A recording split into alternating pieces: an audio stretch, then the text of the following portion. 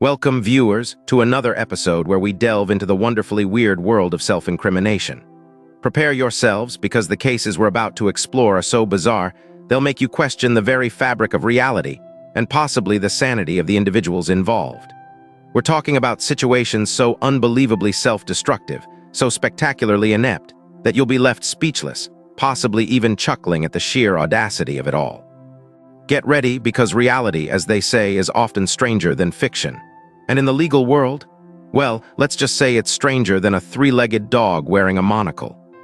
Our first case involves a gentleman, let's call him Barry, who decided the best way to prove his innocence in a burglary was to recreate the crime. Yes, you heard that right. He meticulously planned and executed a near-perfect replica of the robbery, complete with the same tools, the same entry point, and even the same getaway route. Unfortunately for Barry, the security cameras were a little more advanced than he anticipated. The police, upon reviewing the footage, found not only Barry's recreation, but also a rather convincing timeline of his actions on the night of the actual crime. I wonder what planet his lawyer was on when they advised him to do that. It's a masterclass in self-sabotage, if nothing else. The sheer audacity. Next up, we have the case of Brenda, a woman accused of embezzlement. Now, most embezzlers try to cover their tracks, right? They create complex shell corporations, launder money through offshore accounts, the whole 9 yards. Brenda, however, took a different approach. She decided to celebrate her successful embezzlement spree by buying a brand new, ridiculously expensive yacht. Not just any yacht, mind you, but one that was so ostentatious, so ridiculously over the top, it practically screamed guilty.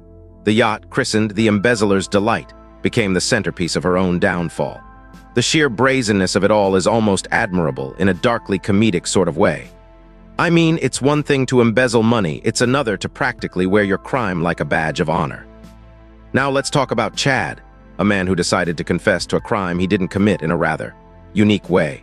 He wrote a song. Yes, a song. A catchy, upbeat tune detailing the intricacies of the crime, including the time, the location, and even the specific tools used.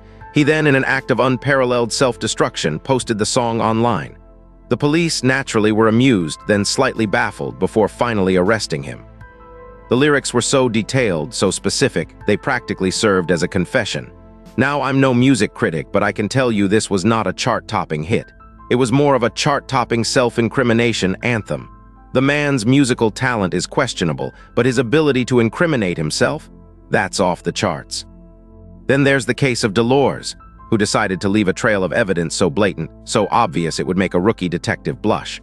We're talking about fingerprints on the murder weapon, DNA at the crime scene, and a signed confession left neatly on the victim's pillow. The police, initially skeptical, were eventually overwhelmed by the sheer volume of evidence. This wasn't just self-incrimination, it was self-incrimination on steroids. One can only wonder what level of self-awareness, or lack thereof, one must possess to leave such an abundance of irrefutable evidence. It's truly a testament to human ingenuity, albeit in a very, very misguided way. Let's move on to Edgar, a suspect in an art theft. Now, most art thieves try to sell their loot discreetly, right?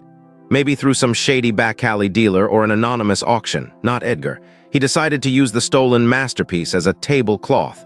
Yes, a priceless painting used as a tablecloth for a backyard barbecue. The sheer audacity is breathtaking. The police, upon receiving an anonymous tip, found Edgar merrily grilling hot dogs, completely oblivious to the fact that he was dining on a priceless piece of history. Now that's what I call a picnic with a side of self-incrimination. The level of carelessness is astonishing. And finally, we have Fiona, who, in a truly remarkable feat of self-incrimination, decided to use her own social media account to boast about her crime. Not only did she post pictures of the stolen goods, but she also included detailed descriptions of her escape route, complete with timestamps and GPS coordinates. She even tagged the police department in one of her posts. Now, that's what I call a digital confession. It's a truly remarkable demonstration of how not to commit a crime.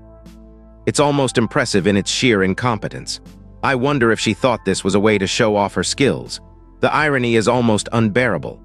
These cases, my friends, are a reminder that sometimes the most effective way to solve a crime is to simply let the perpetrator do all the work for you. These cases, as absurd as they may seem, highlight a crucial aspect of criminal investigations: the human element. The unpredictable nature of human behavior, the moments of sheer panic, the incredible lapses in judgment, all play a crucial role in unraveling even the most complex cases. Sometimes, the best detective work involves simply observing the spectacular self-destruction of the guilty party.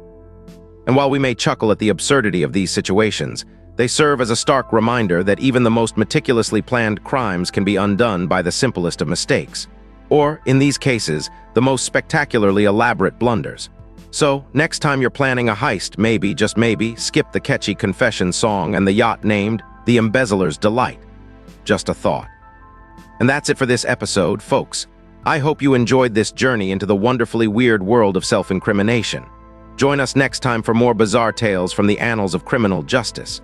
Remember to like, subscribe, and hit that notification bell so you don't miss out on future episodes. Until next time, stay safe and maybe, just maybe, reconsider posting your crime spree on social media. You never know who might be watching. And remember, reality is often stranger than fiction, especially in the world of crime. And the sheer level of obliviousness displayed in some of these cases is truly something else. It's almost enough to make you believe that some people are simply born to be caught. Almost, but not quite. We'll leave you pondering that thought. Good night.